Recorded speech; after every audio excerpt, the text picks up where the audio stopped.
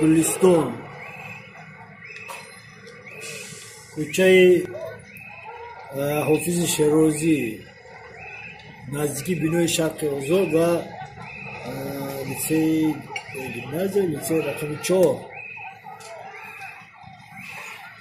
و در اینجا بغیر از طرابخانه مغازه مبل استقبال هم هست.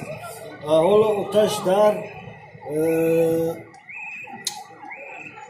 جانب طرابخانه است و از بالای بنا به جانب مغازه مبل هم گذشت و پیش هم گذشت و خدا نکند که آتش به آشانه یکم فرود یا در آشانه یکم تجهیزات از چوب ساخته شده مبل زیاد است و این باعثی زیادتر علنگوی آتش بشود. Пожар в ресторане Косолой в Сапотинске.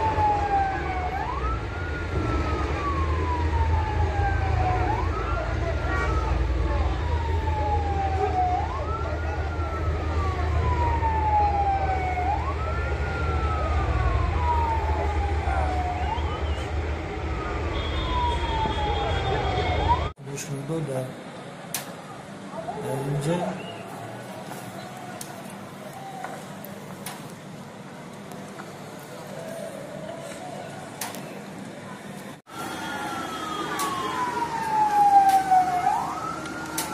ماشین های آتش خاموش کننده رسیده آمدن، اما در گمان است که آتش در اینجا خاموش کرده شود.